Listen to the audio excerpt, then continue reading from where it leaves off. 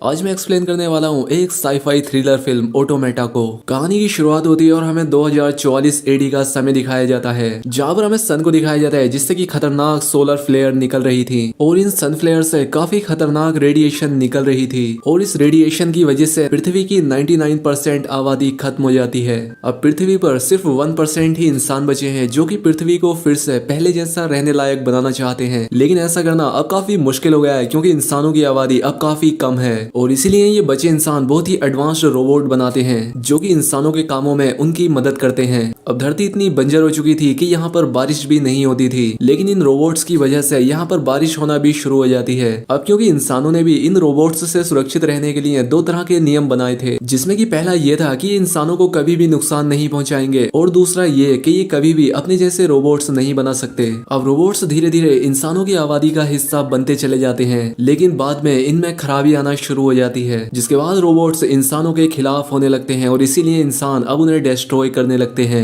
दरअसल solar flare के बाद इंसान एक सेफ सिटी में चले गए थे और ऐसा हुए पूरे 20 साल हो गए हैं और ये समय 2044 एडी का है। अब इंसान भी रोबोट्स के खराब होने के बाद अपनी पुरानी जिंदगी में लौट जाते हैं। इसके बाद हम एक पुलिस वाले को देखते हैं जो कि एक पुरानी फैक्ट्री में जाता है जहाँ पर कि एक पीले रंग का रोबोट छिपा हुआ था। वो रोबोट यहाँ पर अपने आप को ठीक कर रहा होता है। अब पुलिस वाला उसे शूट करने वाला होता है, लेकिन रोबोट उसे रोकते हुए कहता है कि ऐसा मत करो, मैं अपने आप को ठीक कर रहा हूँ। लेकिन पुलिस वाला गोली मारकर उसे खत्म कर देता है। इसके बाद हम जैक नाम के एक आदमी को देखते हैं जो कि इंश्योरेंस इन्वेस्टिगेटर है। जिनके रोबोट्स में भी कोई दिक्कत आती है वो उन रोबोट्स को इन्वेस्टिगेट करके उनके मालिकों को क्लेम दिलवाता है। अब एक रोबोट का मालिक उसे अपने घर बुलाता है जिसके रोबोट ने उसके कुत्ते को मार दिया था। वो जैक से कहता है कि तुम इस घटिया रोबोट को ले जाओ और मेरे इंश्योरेंस के पैसे मुझे दे दो। अब इसके बाद जैक एक चाकू उठाता है और उसे अपने हाथ पर गिराता है, लेकिन इससे पहले वो चाकू उसके हाथ पर गिरता वो रोबोट उससे रोक लेता है। इसके बाद जैक उस आदमी से कहता है कि हमने इन रोबोट्स को इस तरह से बनाया है कि ये किसी भी जिंदा चीज को नुकसान ना पहुंचाएं और इसीलिए तुम्हारा क्लेम खारिज किया जाता है। अब इसके बाद जैक को उस जगह पर बुलाया जाता है जहां पर उस रोबोट पर जांच चल रही थी जिसे कि उस पुलिस ऑफिसर ने मारा था। अब यहाँ पर उस रोबोट की डॉक्टर जैक को बताती है कि इस रोबोट के किसी ने पार्ट्स बदल दिए थे जिस वजह से ये खुद को रिपेयर करने की कोशिश कर रहा था, लेकिन पुलिस ने इसे गोली मारकर डीएक्टिवेट कर दिया। जैक ये बात सुनकर काफी दुखी होता है। इसके बाद जैक अपने बॉस के पास जाकर उसे बताता है कि कैसे एक पुलिस वाले ने उस रोबोट को गोली मारकर उसे डीएक्टिवेट कर दिया, जिस पर उसका मालिक कहता है कि पुलिस को अपना काम करने दो। जैक कहता है कि कोई तो जरूर है जो कि रोबोट्स के साथ छेड़छाड़ करके उनके पार्ट्स बदल रहा है। उसका बॉस कहता है कि अच्छा अगर ऐसा है तो उस आदमी का पता करके मुझे बताओ, इसके बाद मैं तुम्हारा ट्रांसफर इस शहर से दूर कर दूंगा।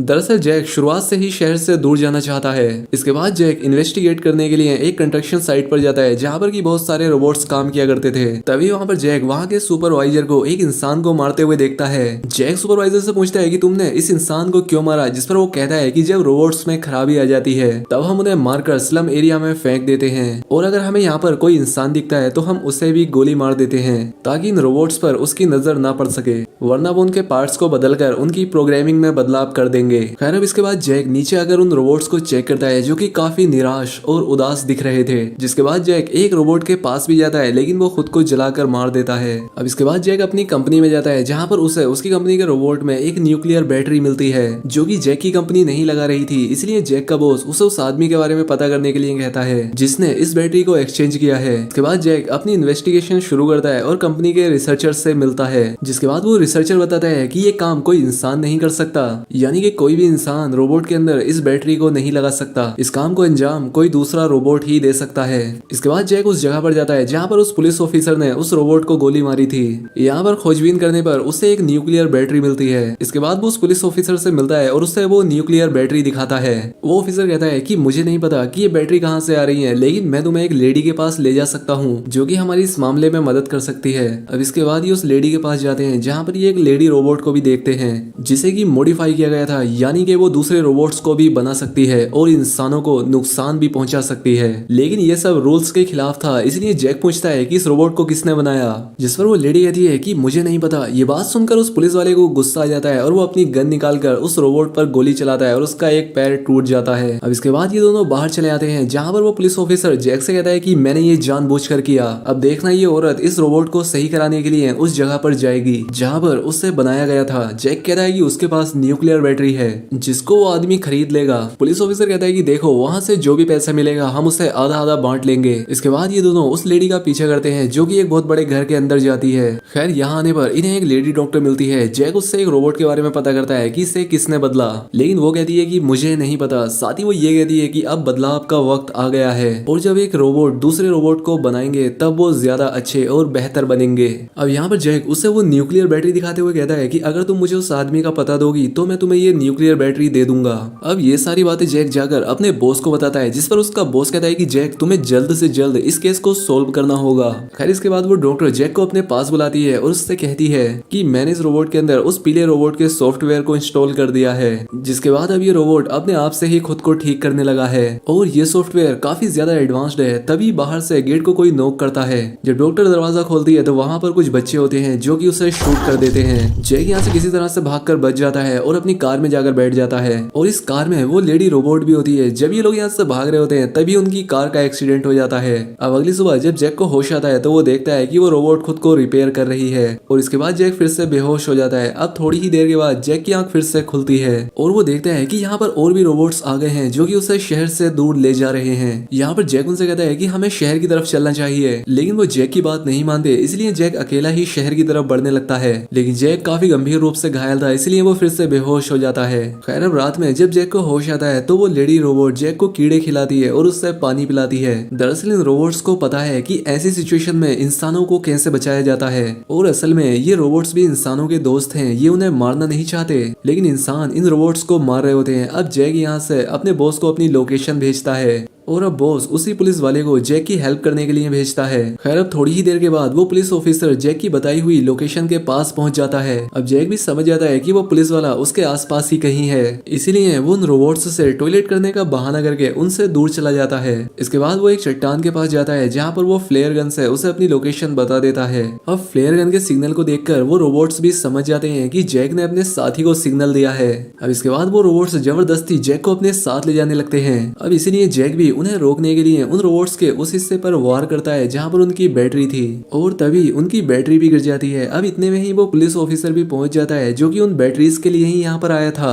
वो एक बैटरी को उठाता है और एक रोबोट को शूट कर देता है। अब इसके बाद जैसे ही वो पुलिस वाला दूसरे रोबोट को शूट करने जाता है कि तभी जैक उस फ्लेयर गन से उस पुलिस वाले पर शूट करके उससे मार डालता है, लेकिन पुलिस वाले का साथी उस बैटरी को लेकर यहाँ से भाग जाता है। अब बचे हुए रोबोट्स उस घायल रोबोट को ठीक करने लगते हैं। जैक उन रोबोट से कहता है कि तुम मुझे शहर ले चलो और मैं तुम्हें तुम्हारी बैटरी वापस दिला दूंगा। दूसरी तरफ वो पुलिस वाले का साथी जैक की कंपनी में पहुंच जाता है और उन्हें सब कुछ सच सच बता देता है।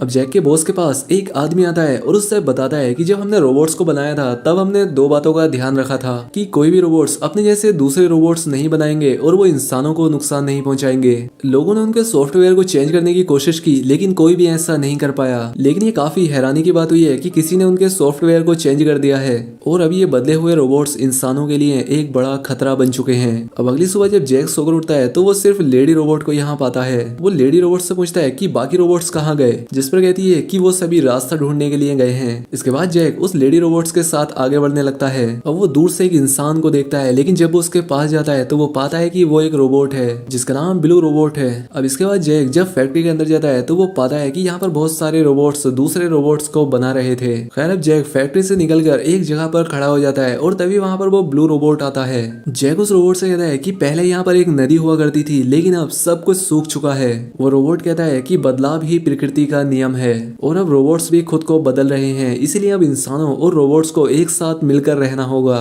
धरती पर एक ऐसी जगह है जो कि पूरी तरह से रेडियो एक्टिव है और वहाँ पर इंसानों का रहना नामुमकिन है। हम वहीं पर जाकर रहना चाहते हैं, इसीलिए तुम हमारी बैटरीज वापस कर दो। जैक के पास वो बैटरी होती है जो कि उस ब्लू रोबोट को अपनी नई बॉडी के लिए चाहिए थी। इसके बाद हम जैक के बॉस को देखते हैं जो कि उस जगह पर पहुंच जाता है जहाँ पर उस पुलिस वाले की बॉडी है। तभी वहाँ पर जैक का दूसरा साथी भी आ जाता है जो कि नए रोबोट्स को इंसानों के लिए खतरा समझता है और उसने जैक की वाइफ को किडनैप कर रखा होता है। ये देखकर जैक का बॉस उस पर गन तान देता है, लेकिन उसका साथी जैक के बॉस को गोली मार देता है। दूसरी तरफ हम ब्लू और उसके बाकी साथी रोबोट्स को देखते हैं जो कि एक डॉग्स जैसे दिखने वाले रोबोट को बना रहे थे और इसके बाद उसमें उस न्यू बैटरी को लगा देते हैं, जिसके बाद वो डॉग रोबोट एक्टिवेट हो जाता है। उन रोबोट्स ने जैक के लिए गाड़ी भी रिपेयर कर दी होती है ताकि वो अपने शहर वापस जा सके। जाने से पहले जैक लेडी रोबोट से कहता है कि मुझे माफ कर दो, मुझे तुम्हें समझना चाहिए था, जिसके बाद वो वहां से चला जाता है। अब रास्ते में जैक अपने बॉस को देखता है जो कि अपनी जिंदगी की आखिरी सांसें ले रहा था। उसका बॉस जैक से कहता है कि वो लोग तुम्हारी वाइफ को ले गए हैं, उससे बचा लो। दूसरी तरफ वो लोग भी उन रोबोट्स के पास आ जाते हैं और वो ब्लू रोबोट को अपने रास्ते से हटने के लिए कहते हैं, लेकिन ब्लू रोबोट कहता है कि मैं तुम्हारे किसी भी ऑर्डर को नहीं मानूंगा। जिसके बाद वो उसे गोली मारकर उसकी हार्ड डिस्क को निकाल लेते हैं। जिसके बाद वो जैक का साथी उस लेडी रोबोट को भी गोली मार देता है। तभी वहां पर जैक भी पहुंच जाता है और वो अपनी कार से उन्हें जोरदार टक्कर मारता है। इसके बाद वो उन सभी को शूट करने लगता है। अब यहाँ पर जैक काफी ज्यादा घायल हो जाता है। तभी जैक का वो आखिरी बचा साथी उसकी तरफ गन लेकर जाता है और उसे शूट करने ही वाला होता है कि तभी वहां पर वो डॉग रोबोट आ जाता है और उसे नीचे गिरा देता है, जिससे कि वो मारा जाता है। अब इस तरह से जैक की वाइफ भी आजाद हो चुकी थी और वो अपनी बेटी को लेकर जैक के पास आती है, जिसे देखकर जैक बहुत खुश होता है। और तभी यहाँ पर वो लेडी रोबोट भी आ जाती है और उसकी जान बचाने के लिए जैक का शुक्रिया अदा करती है। अब इसके बाद जैक अपनी वाइफ और अपनी बेटी के साथ शहर के लिए निकल जाता है और इसी के साथ ये फिल्म यहाँ पर खत्म हो जाती है। तो दोस्तों उम्मीद करता हूँ कि आपको एक्सप्लेनेशन पसंद आई होगी। अगर वीडियो अच्छी लगी हो तो वीडियो को लाइक और चैनल को सब्सक्राइब जरूर करें। मिलते हैं हमारी अगली वीडियो में।